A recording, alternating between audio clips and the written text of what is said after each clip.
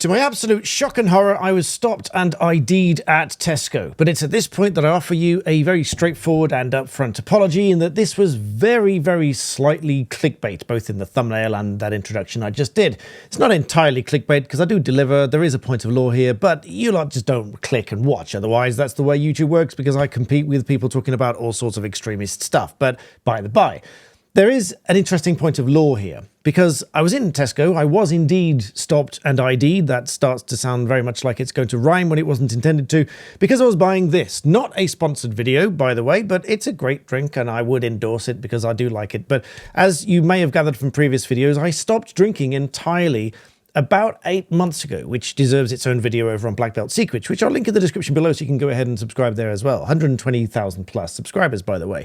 We're approaching 500,000 on here too, so thank you very much for that. If you are watching and you're not subscribed, please do that now. I'd be very grateful. But I stopped drinking about 8 months ago, and I haven't even touched any of these things, like ever, but I tried one of these just recently, and I thought that's actually quite nice. And it kind of replaces the boredom of drinking water or, other soft drinks, without naming and shaming anybody, that I do enjoy. But I just wanted that something a little bit different. But to my surprise, I was ID'd for buying this because, well, the reason I'm surprised by it is because the Licensing Act 2003 defines alcohol as that which is over and above 0.5%. So alcohol, meaning spirits, wines, beer, cider, other fermented, distilled and spirituous liquor in any state, does not include alcohol which is of a strength not exceeding 0.5% at the time of sale or the supply in question, perfume, etc., etc. An interesting point aside here, even soy sauce can have up to 2% alcohol in it. So even soy sauce is stronger than my little drink here. But I can show you here, if it will focus and you can see it just by my finger there, it says 0.5%. So it shall contain no more than 0.5. So this is indeed an alcohol-free drink according to the legislation. And strictly speaking, doesn't need a license to buy it. So why was I ID'd?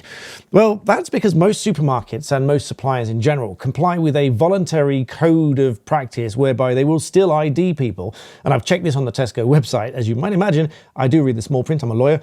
They do ID people for non-alcoholic drinks, or even the 0.5 or below whatever drinks, which means that you have to be 18 to buy it. And they have this Think 25 policy, meaning if you look under 25, they will challenge you for ID. And there's two interesting stories here, actually, because I've been asked for ID and I didn't have it with me. My wife then said, well, I can pay for it if, I've got my ID if you need that. And the lady turned to my wife and said, no, it's okay, I don't need it. And I'm sure she meant, in general, she trusts us both. At least that's what I'd like to think, because I certainly don't look younger than my wife. So go figure. Anyway, but there's another story. A few years ago, my wife was actually out with my mum. Hi, if you're watching. And she went into the supermarket, my wife went into the supermarket to buy some, I think it was either gin or vodka at the time, and they wouldn't serve her. This was not Tesco, this was somewhere else. So she came back out, she got my mum and said, have you got ID with you? Obviously they wouldn't serve my wife, she didn't have ID, she looked too young, etc. So my mum went in to buy it, and they thought my mum was buying it for my wife, and they thought my wife was underage, and therefore they wouldn't serve it to my mum either. So these rules are actually quite strict. And these rules are enforced, I've seen them enforced with energy drinks and all those kind of things. Obviously with any kind of medicine as well. And even medicine is limited to a certain amount per person. So I found that quite interesting. But I didn't expect it with the alcohol-free drinks. Now, why am I showing you who this is and that sort of stuff? Well, because I can genuinely say that I feel a lot better about 8 months after stopping drinking entirely.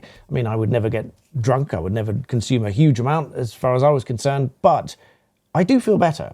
So I thought this was an interesting legal point, given that it doesn't require a license under the Licensing Act 2003, but they all comply with this voluntary code of checking you for ID before you buy it.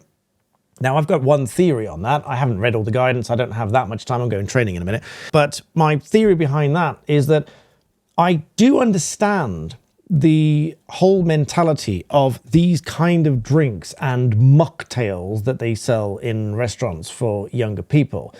And it's a bit of a double-edged sword, because on the one hand, it allows whoever isn't drinking, including children, and by the way, the law on children is fairly complex, but the age of 5 is a key age in that it is illegal to give alcohol to anyone under the age of 5.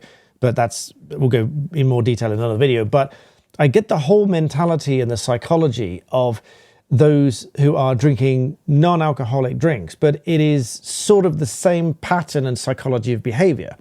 I'm not a psychologist, but I understand how people behave and people act. Being a lawyer, business person, and a human being, I understand how people act. And so I can understand the psychology behind the drink itself, even if it doesn't contain alcohol, because it may then lead on to somebody drinking actual alcohol, proper alcohol, if they've started a pattern of behavior with these that they wouldn't have done otherwise. So I support the policy. I support the alcohol-free drinks as well, by the way, but I support the policy of checking who is buying these things.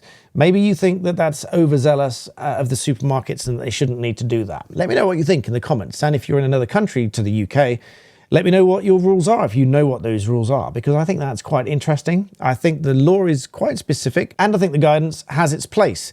But there we are, interesting point of law. Let me know what you think. Make sure you subscribe. Thanks for watching. I'll see you next time.